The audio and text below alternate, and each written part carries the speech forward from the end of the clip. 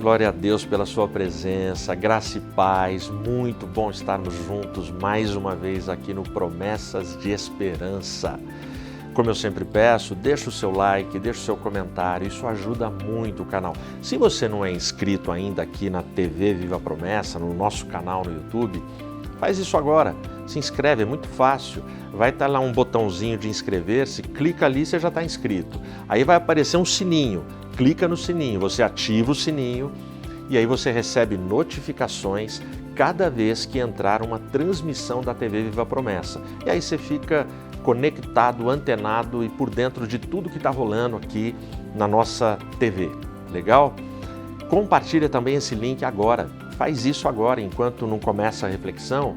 É só pegar o link, coloca nos seus grupos de WhatsApp da família, da empresa, da faculdade, da escola. Chama o povo para vir agora assistir essa transmissão.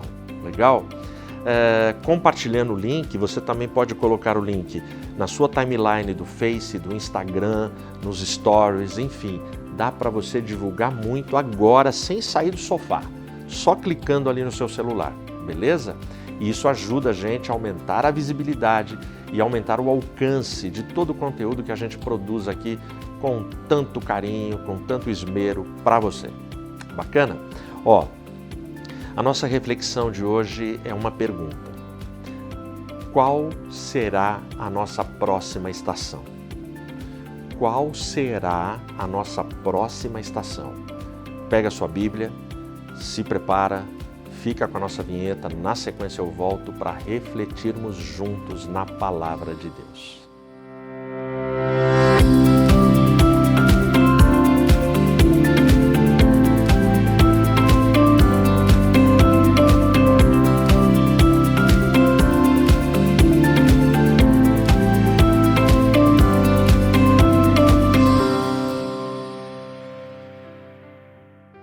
Eu vou contar para você uma época da minha vida que me marcou demais. Eu era office boy em São Paulo, eu nasci em São Paulo. Eu era office boy ali, eu tinha na casa ali dos 14 para 15 anos de idade e eu estava no meu primeiro emprego. Como office boy, todos os dias, no escritório de advocacia onde eu trabalhava, eu pegava a minha pastinha e todo office boy na época tinha a sua pastinha, que era apelidada de pastinha 007, era chique demais ter uma pastinha daquela. E nós saíamos para trabalhar, quando eu digo nós, todos os office boys de São Paulo, e essas pastinhas estavam repletas de documentos, dinheiro, pacotes de dinheiro que a gente tinha que pagar contas, ir em cartório, fórum, enfim, bancos, fazer depósito, um monte de coisa. E não tínhamos preocupação com trombadinha, assalto, nada disso. Office boy. E a gente saía. E o que me marca e o que eu lembro dessa época? Naquela época já tínhamos em São Paulo metrô. A gente não tinha todas as linhas que tem hoje na capital, mas nós já tínhamos o metrô. E eu usava metrô todos os dias. Eu me lembro, eu não sei quantos aí que estão me ouvindo se lembram, na época, quando se falava em construir metrô em São Paulo, não faltavam críticas dos opositores daqueles que queriam construir. Isso é uma obra faraônica. Para que metrô em São Paulo? Nós não precisamos. Isso aí vai destruir construções, vai começar a acabar com a cidade, vai começar a abrir buraco na cidade, enfim, todo tipo de crítica. Eu tenho a impressão que se os críticos da época ainda estão vivos, hoje eles olham para São Paulo e eles imaginam que eles admitam. Não dá para pensar São Paulo sem metrô. É só a gente testemunhar e ver todas as vezes que tem greve do metrô em São Paulo, o caos que fica o transporte na cidade. Com tudo funcionando já é um caos, né? Vamos combinar. Mas quando alguém dos transportes resolve paralisar por greve, é um caos. Mas eu lembro que eu entrava e o trajeto que eu fazia era Estação Carandiru até a Estação São Bento. Eu pegava no Carandiru e ia até a Estação São Bento, porque lá eu descia, que é onde estavam os bancos na Boa Vista, ali no centro, alguns cartórios, e eu tinha que fazer essa rotina todos os dias. E eu ia. Mas tinha uma coisa muito legal no metrô. Quem já andou vai saber o que eu estou falando. Quando você entra em qualquer vagão do metrô, você olha no painel que tem lá e tem o nome de cada estação. Cada estação. E dentro do metrô, o maquinista, que é o piloto, ele fala. E no sistema de alto-falante de todos os vagões vem a voz dele em off para a gente não vê o maquinista, mas ele vai falando. Próxima estação, Tietê. Próxima estação, Luz. Então ele vem falando, então você sabe qual é a próxima estação. Então eu estou lá, todo dia indo trabalhar. Mas o meu olhinho percorria, eu com 14 anos de idade, vai vendo, percorria todas as estações. E eu ia até a última estação na imaginação, que era Jabaquara. Ou seja, a linha que eu usava, ela começava em Santana, era a primeira estação, e ia até Jabaquara. A segunda estação, não sei se ainda é, mas imagino que sim, Santana, Carandiru. Eu pegava no Carandiru. A estação Santana, embora eu nunca tenha usado ela na minha vida, mas eu via, porque nesse trecho das primeiras estações o metrô não está embaixo da terra, ele está na superfície, ele está fora. Então eu já tinha passado de ônibus, a pé, de carro, do lado da estação Santana, então eu via a estação Santana, o bairro, ok? Mas a minha curiosidade, o meu coraçãozinho, eu ficava pensando, como será o Jabaquara? Dá uma olhada. Eu ficava pensando, meu Deus, eu queria tanto conhecer a última estação do metrô. Eu queria conhecer o Jabaquara. Mas, meu Deus, deve demorar muito para chegar lá, porque eu olhava, aquela linha não parava nunca. Tinha muitos nomes, muitas estações, muitos bairros que eu nunca vi na vida, embora tenha nascido em São Paulo. Aí teve um dia que o meu chefe, o patrão, o dono do escritório de advocacia, me chama e fala assim, Edmilson, amanhã você vai ter uma missão diferente. Eu falei, qual? Você vai precisar ir até o Jabaquara. Mas fica tranquilo, Edmilson, você vai de metrô. Quando ele falou isso, eu não demonstrei para ele. Eu tinha 14 anos, mas eu já sabia me controlar. Mas por dentro, gente, teve uma queima de fogos. Eu pulava de alegria, de felicidade. Eu falei, meu Deus, eu vou conhecer o Jabaquara. Aí, beleza, me preparei. Porque tinha que, sei lá, levar alguma coisa para um cliente, um documento, alguma coisa assim. Eu não lembro o que era. Aí no dia seguinte eu estou preparado, coração a mil, ansiedade. Eu estava assim, contei para minha família, para os meus amigos, amanhã, gente, eu vou no Jabaquara, entendeu? Aí pego o metrô e vou. Bom, primeira coisa, não demorou tanto. Eu achava que eu ia ficar o dia inteiro andando de metrô, mas o metrô é rápido. Cheguei no Jabaquara, desci, fiz o que tinha que fazer, e aí o que eu encontrei? Eu encontrei ali no ambiente urbano, naquela época, não sei hoje, mas naquela época, eu encontrei aqueles botecos de esquina, que vende aquelas coxinhas frias, aqueles croquete rodoviários, sabe? Aqueles pastel que você não sabe o que tem dentro. Tinha uma padoca, uma padaria, também com aquelas vitrines que você vê aqueles bolos que ninguém compra, aqueles bolos que já estão ficando velhos com aquele chantilly, aquele glacê.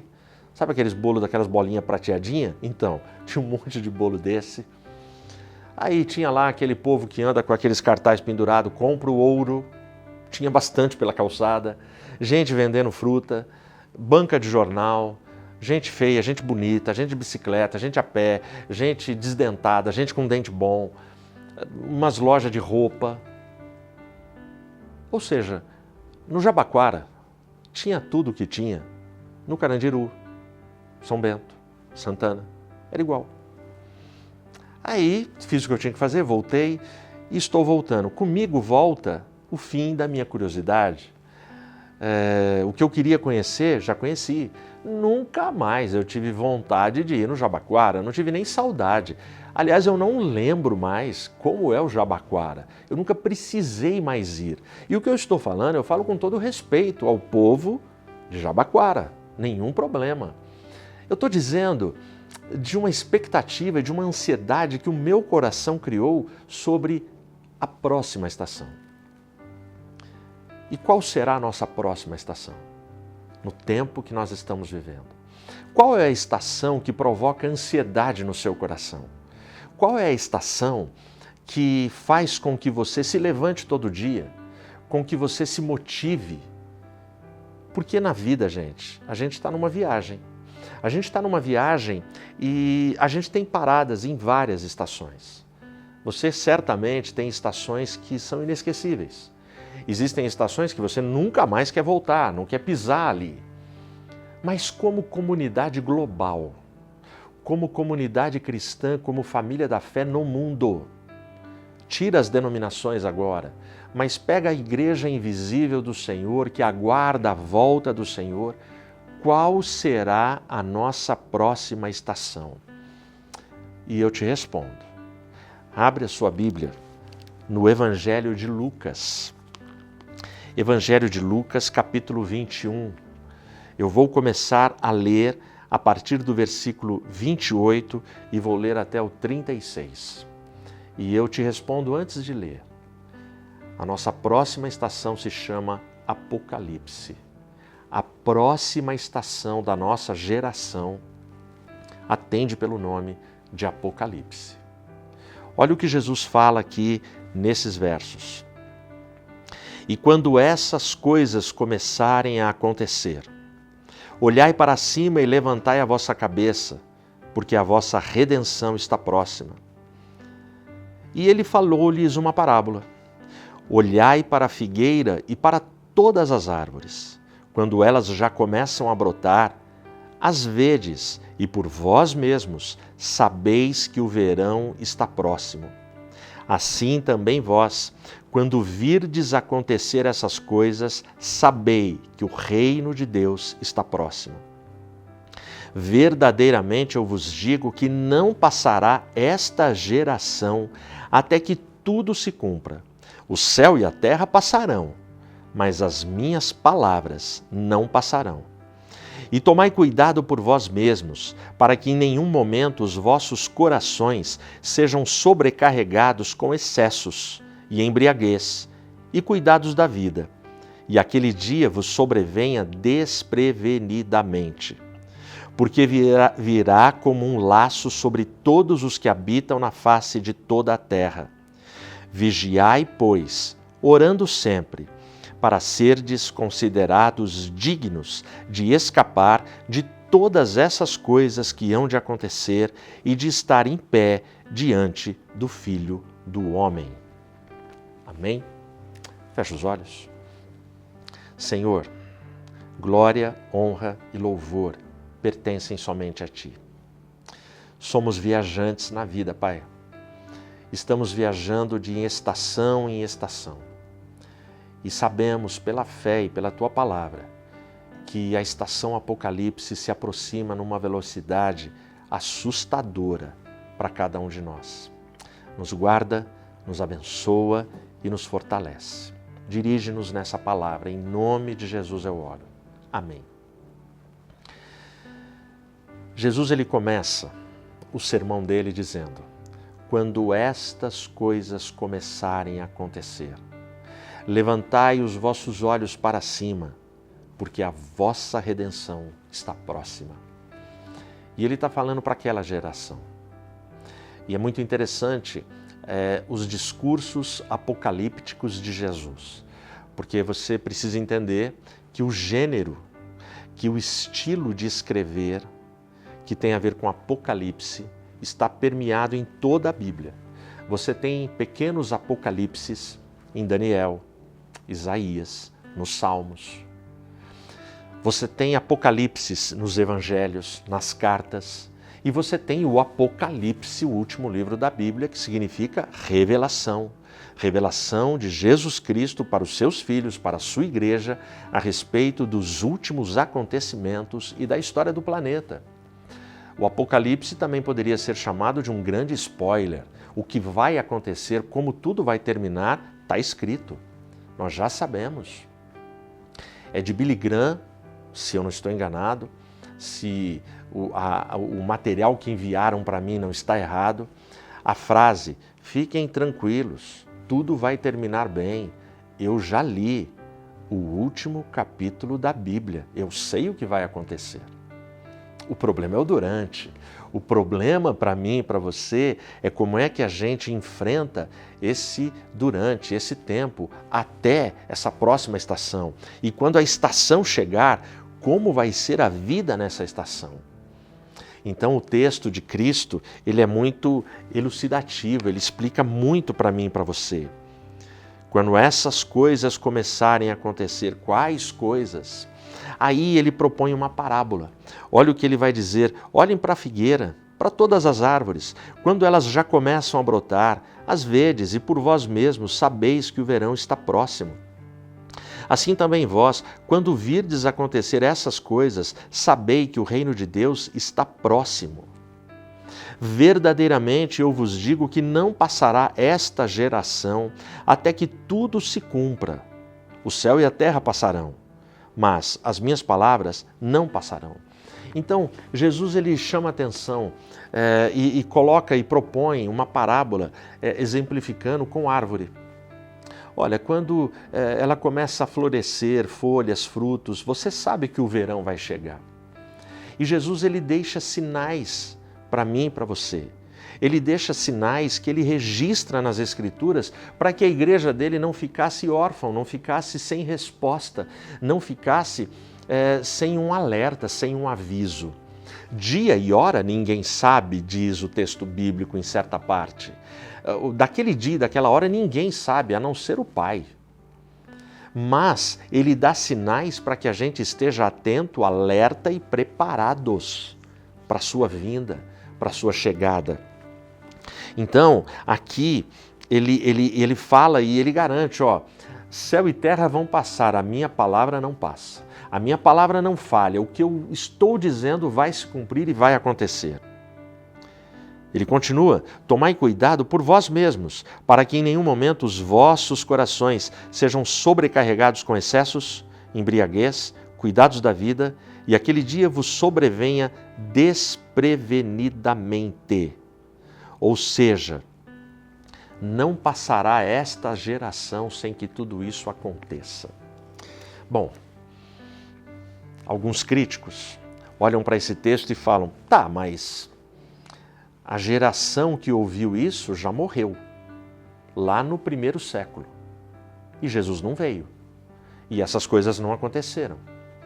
E aí? Não se esquece que Jesus está num gênero apocalíptico e ele está fazendo uma profecia para o tempo do fim.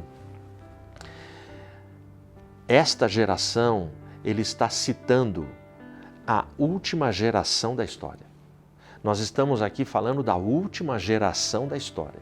Uma geração, a compreensão de quanto tempo dura uma geração não é uma compreensão unânime. Existem diferentes opiniões nas várias partes do mundo. Uns falam que é de 60 anos, outros 70, outros 80. Por exemplo, nós já temos estudos clínicos, médicos, da ciência, científicos, que dizem que os meus netos, eles vão ter um tempo médio de vida e vão poder viver com qualidade até os 120 anos, por conta das vitaminas, por conta das descobertas médicas. Então vai ser possível prolongar a vida. Nada de absurdo. Eu acredito, sim, que isso pode acontecer e pode ser real. Até porque as gerações passadas tinham um tempo médio de vida, aqui na Idade Média, de 40, 50 anos. Hoje já é de 80.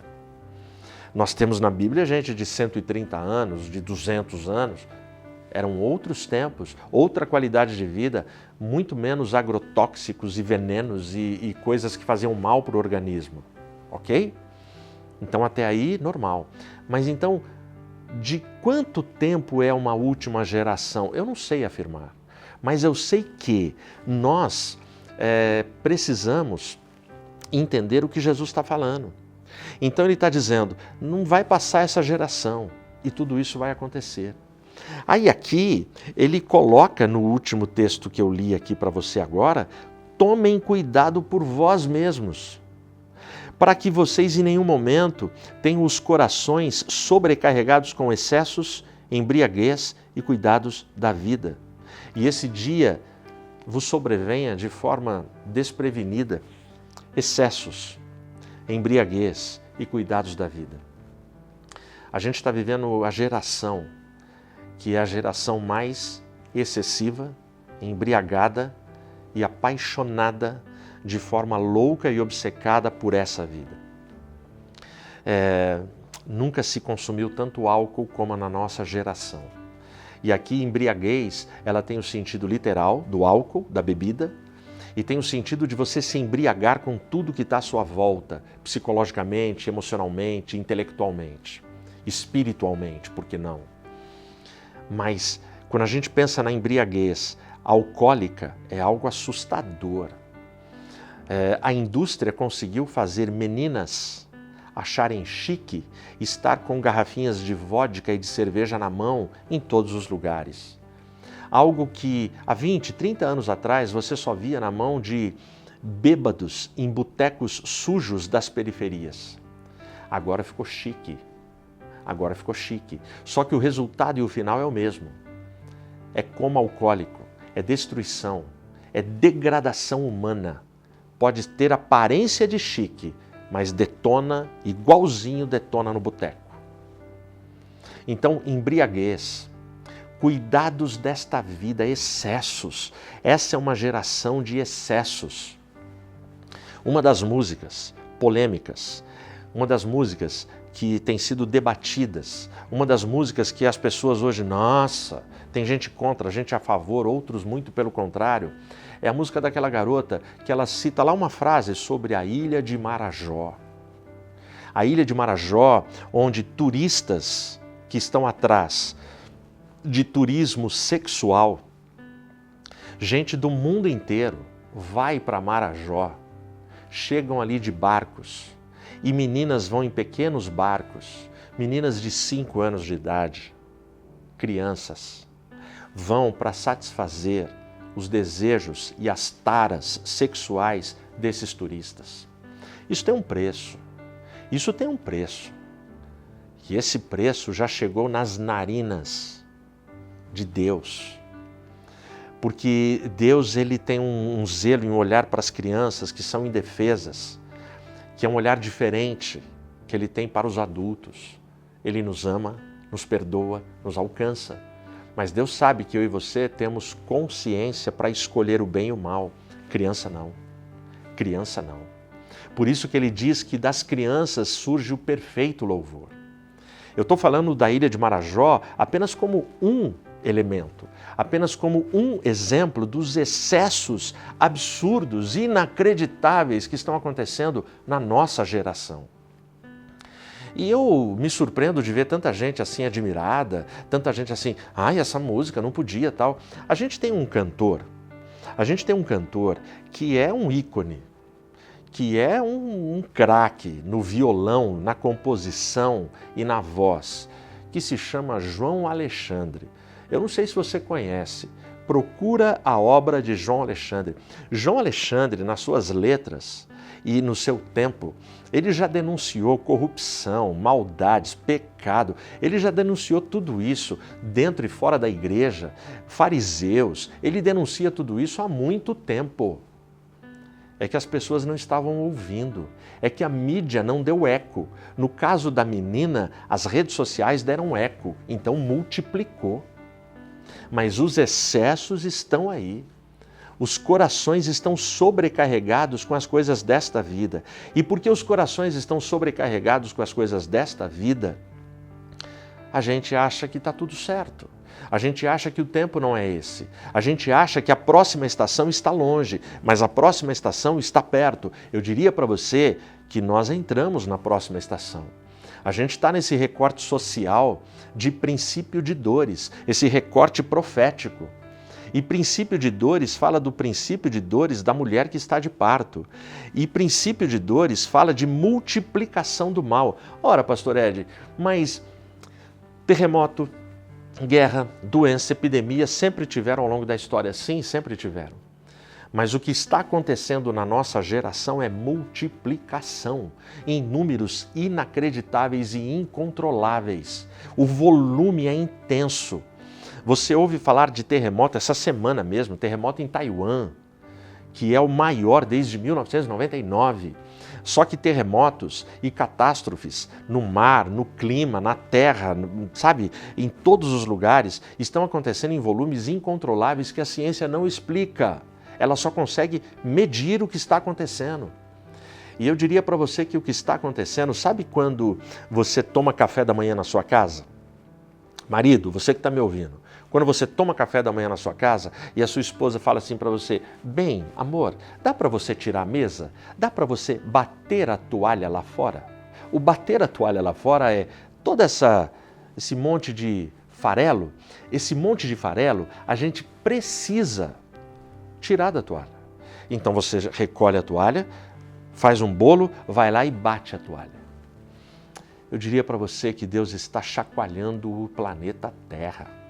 Deus está chacoalhando o planeta Terra e a nossa geração está procurando respostas científicas. As placas tectônicas, sabe, a camada de ozônio, Amazonas, sei lá, sabe, os gases que os animais soltam. Eu já ouvi essa também. Presta atenção. Você pode ter a explicação científica que você quiser.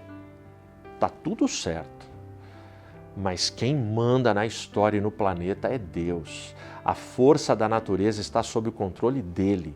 Porque foi o filho dele que olhou para uma tempestade, para ventos e ondas e falou, aquieta-te. E o mar parou na hora. E os discípulos se prostraram e adoraram porque eles viram que estavam diante do Messias. Está entendendo? Então, a próxima estação, ela chegou, nós entramos nela e as coisas vão acontecer aceleradamente e nós precisamos estar prontos. Por quê? Versículo 35, porque virá como um laço sobre todos os que habitam na face de toda a terra. Sabe, laço, imagina, você está andando no pasto lá, o boi, ele não imagina que vai vir um laço e pegar ele. E é desse jeito. E essa expressão virá como um laço sobre todos os que habitam na face de toda a terra. Ou seja, ninguém vai escapar. Ninguém vai escapar, gente. É um laço que pega todo mundo e aí a última expressão é na face de toda a terra.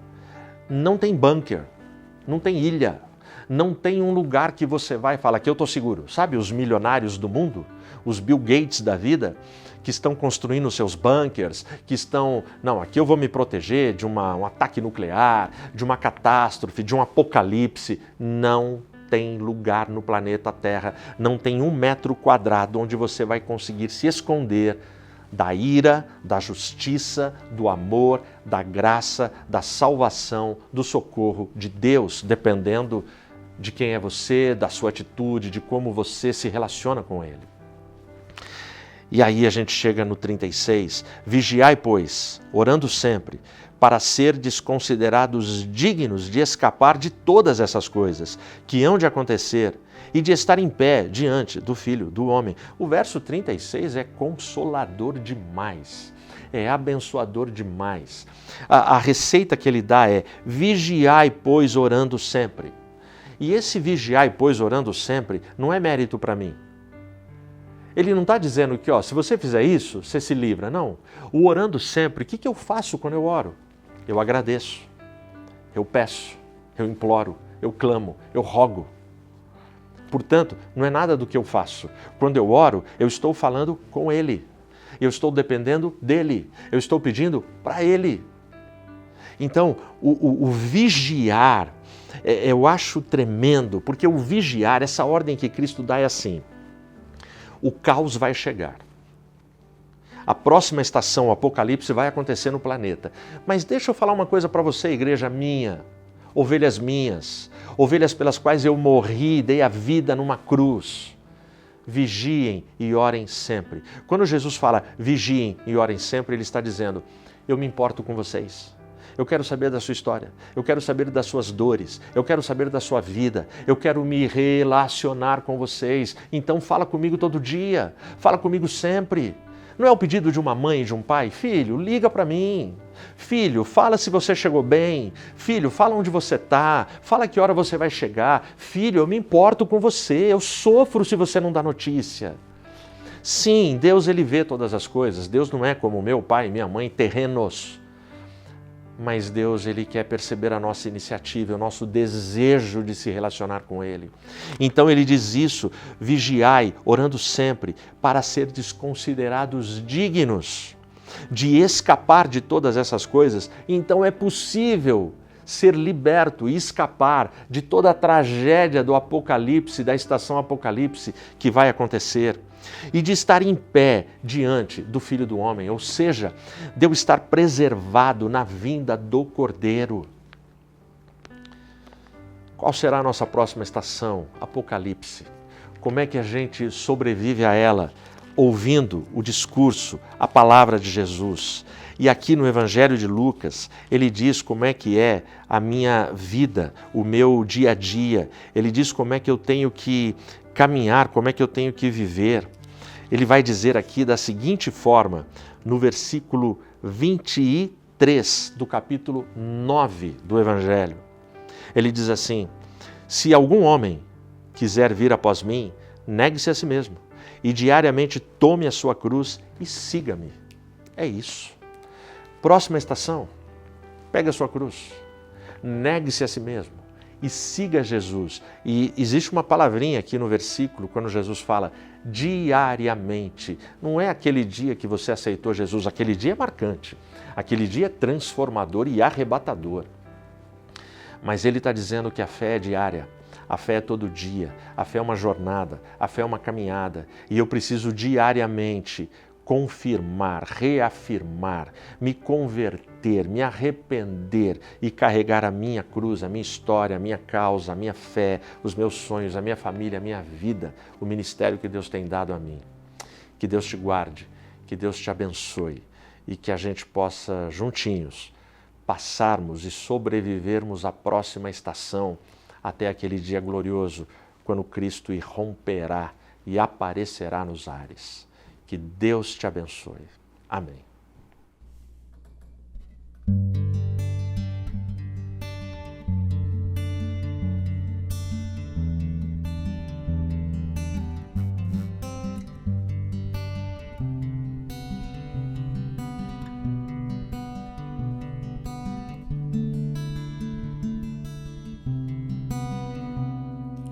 Tudo que for verdadeiro, honesto e justo,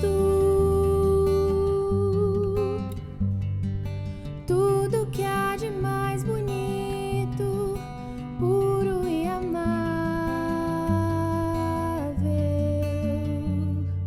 Se houver algum louvor, se houver virtude,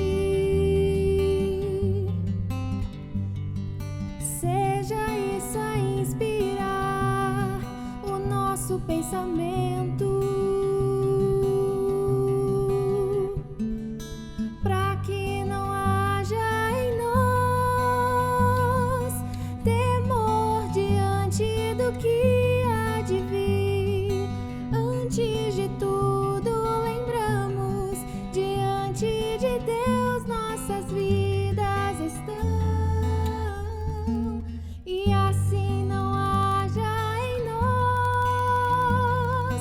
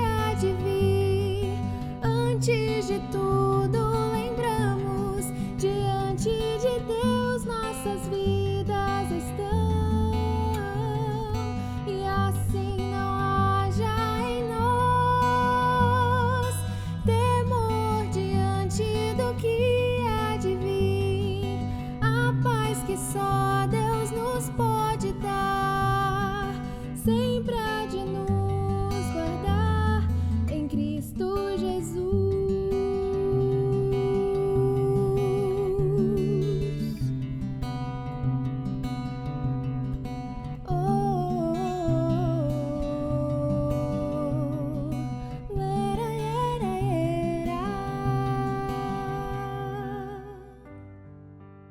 Valeu, moçada, muito bom estarmos juntos, muito bom podermos participar de mais um Promessas de Esperança e refletirmos nesse tempo que nós estamos e refletirmos nessa promessa de esperança, de que podemos escapar, sermos livres e estarmos em pé diante de Cristo na sua vinda.